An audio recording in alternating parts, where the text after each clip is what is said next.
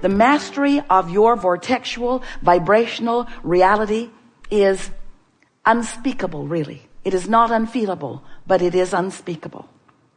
So, you've been hearing us talking about this vortex. We've been spinning in the air, offering this experience of a vortex. And today we are wanting to say to you that that vortex exists and your point of attraction has a relationship with it. In other words, if your vortex is spinning as we say that it is, in this very high-flying, non-resistant frequency of success and well-being, then you must be in the vibrational vicinity of it in order for what's in it vibrationally to begin to manifest into your actual experience.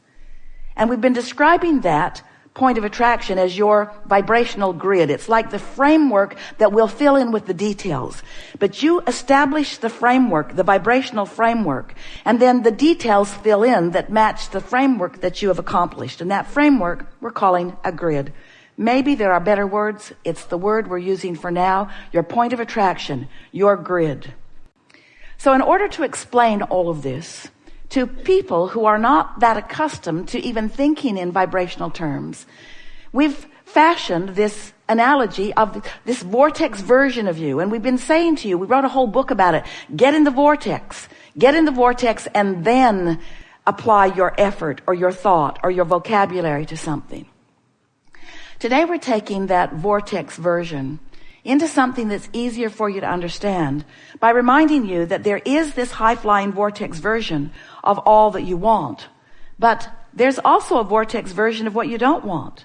Because every time you give thought to anything, you send a vibration that precedes the actuality of it into motion. So there are all kinds of probabilities that you've set into motion. Successful ones, unsuccessful ones, happy ones, unhappy ones. In other words, you've been creating a lot of realities that you're not yet living because you've been sifting through life and you've been setting a lot of things into motion. And the question that we really want to ask is, what is the vibrational proximity of the vortex version of you and the grid version of you? In other words, who are you in terms of vibration and who are you in terms of what you're allowing to manifest? That's really the question of the day, the week, the year, the century, the everything. That's the only thing that ever matters to you is what is your frequency in relationship to the one that you have carefully crafted over all that you have lived. And the answer to that question lies within the emotions that you feel. The better you feel, the closer those frequencies are. The worse you feel, the more disparity there is between who you really are and what you've come to and what you're allowing yourself to be right now, this red hot minute. What is your point of attraction right now? A while ago, we wrote a book. And in the book, we described the emotional scale, where you might be depressed, you might be feeling fearful, you might be really discouraged, or you might be feeling love, you might be feeling appreciation, or something in between. You might be feeling overwhelmment or frustration. If you're feeling depressed, then revenge is a step in the right direction. If you're feeling revenge, then anger is a step in the right direction. But on this emotional scale, there are frequencies of greater and greater resistance. The worse you feel, the more resistance in the frequency, and the lower the frequency because of the resistance. So when we say to you that you have a very high flying frequency in your vibrational vortex, then that must make you understand that if you can achieve a consistent high flying frequency in your day-to-day offering of thoughts and words and behaviors, that with a little bit of practice, you can get pretty good momentum going. And as that momentum becomes something that's so practiced that it's easy to keep going, then more and more you will be vibrating in sync with who you really are. So there will be little resistance or no resistance between who you really are and what you are wanting and where you're standing, so that you can receive the manifestations. You receive the inclinations. You receive the inspirations. You receive the impulses. You become a cooperative component in your own brilliant creation of life. And when you become a consistent cooperative component to the vortex that you've been creating, then the movement in your life experience is very exhilarating because, first of all, you feel good most of the time. And you have a leverage you have flowing through you this energy that creates worlds, and what you're accomplishing in terms of how it feels and in terms of how it is perceived by those around you is really magnificent. In other words, when you begin applying the leverage of this energy that creates worlds because you've tuned yourself into the frequency where it exists, then wonderful things begin happening for you. And it's not just the end result that we're excited about for you. It's a joyful journey along the way. So we want to call your attention now to this point of attraction, because this really is where all of your power is. You have the power right here and right now, and nobody else has that power for you. And you don't exercise it very well, but you're going to get better and better at it. You have the power right here and now to affect a vibration, to launch a vibration, to offer a vibration, to enact a vibration, to get a vibration going, to offer a vibration, to emit a vibration, to send a vibration, to send out a signal. You have the ability to do it right here, right now. So we're calling this your vibrational grid. It's like this is your vibration. You know how the frame of a house looks before the walls go up or even the roof goes on? It's a framework that will fill in with all of the textures and fabrics and details of your life. But it's a vibrational grid. That's where you stand. Right here. Right here. You stand here. Now we want to talk to you about what vibration or what emotion you are holding or maintaining or emitting while you're standing here in your powerful now. Are you elated? So the grid spins, and we want you to think of the grid as an emotional grid. So pure positive energy, elation, exhilaration, love, appreciation, high flying, good feeling. Ooh, high flying. Or there is depression, not so high flying. Or there is overwhelmment, not so low but not so high flying. In other words, all of the emotions that you know, they equal these sort of spinning grids, these points of attraction. And you've got different grids on different subjects. And you've sort of got a medium grid. You've sort of got the grid where you usually hang out. So we're going to drive you a little crazy because we're going to call it your grid. We're going to call it your high-flying disc. We're going to call it your spinning grid. We're using every word that we can find because we want you to begin to understand your point of attraction and what you're doing with it. And even more important, we want you to understand the vibrational grid that you're choosing and its relationship to this high-flying vortex that is you. In other words, you can't set your radio dial on 98 FM and hear what's being broadcast on 93 FM. The frequencies have to match up. So we want you to understand that your vortex, the vibrational version of you, all that you've become, it's that you that was you before you came into this body that's been expanding as a result of everything that you've been living in this body. This high-flying vortex that is you has a very high frequency that you got to find if what's in your vortex is going to flow into your reality so that you then can see it, hear it, smell it, taste, and touch it. In other words, you've got to get on the wavelength of it or you're not going to realize it.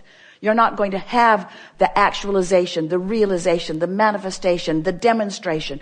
All of those things, all of those words mean the same thing. You're not going to know it in that truest, physical, visceral, this is the way I'm living, this is who I be sense, unless you are a consistent vibrational match to it. Does that make sense to you?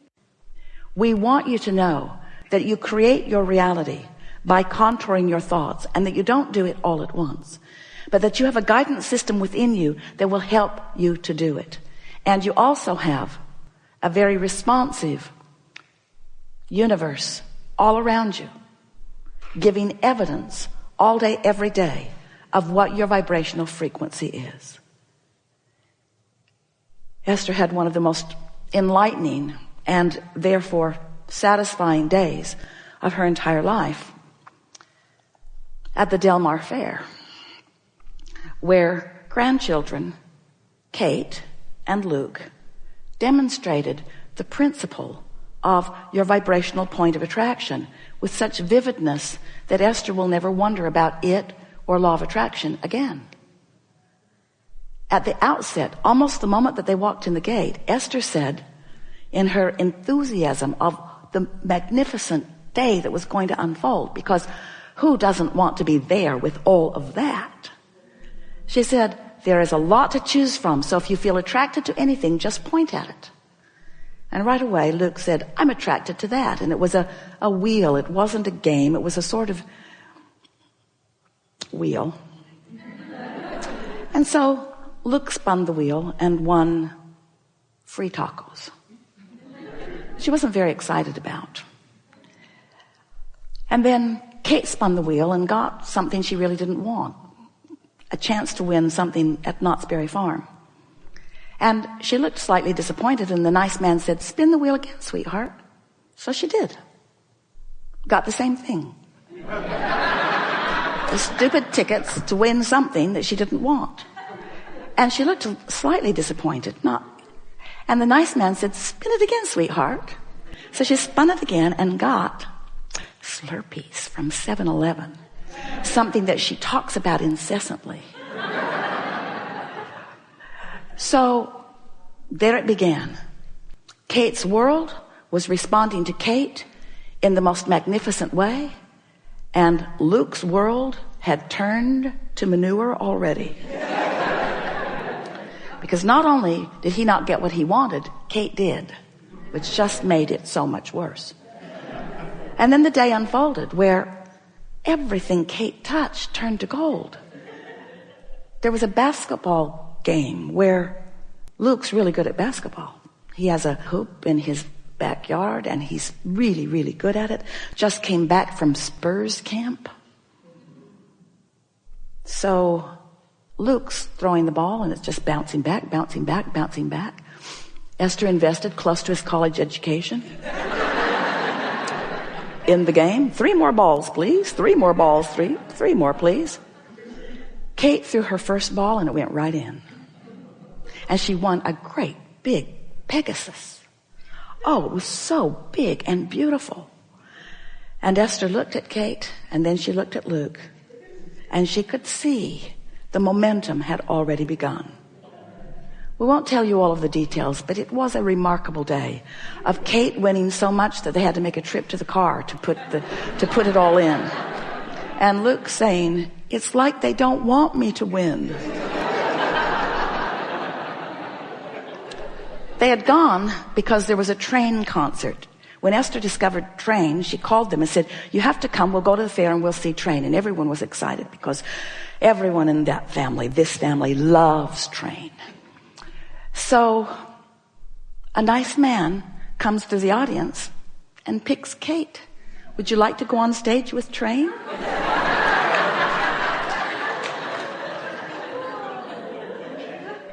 Can you imagine? And are you getting the full implication of all of this? Before the concert, Luke had explained that his favorite Train song was Mermaid, and he knew all the words. That was the song that Kate got to sing on the stage. And then the concert ended. The band left the stage. The audience was thrilled and clapping and clapping and clapping and clapping and clapping, and Train came back. Sang another song. It was so wonderful. And tossed out 3 last t-shirts into the audience. Kate got one of them. And as they left the grounds, Esther thought, I loved this day so much. Because I've been Kate and I've been Luke. And Luke's been Kate and Kate's been Luke. And everyone I know has been one or the other of them. And it was such a glorious opportunity to watch the speed with which the universe is responding to the chosen point of attraction. And it was also interesting to Esther because she wanted more than life itself to explain to Luke, you see, honey, see how Kate feels and see what's happening, and see how you feel and see what's happening. But it was not a teaching moment for Luke. It never is it? That's not the time to talk about what you're doing wrong. It's not the time to talk about what anybody else is doing right. It's not the time to talk. It's not the time to try to fix it. It's not the time to try to fix it for someone you love, and it's not the time to fix it for yourself. Because the more effort you apply, when that momentum is underway, you can't buck your own current. And that is the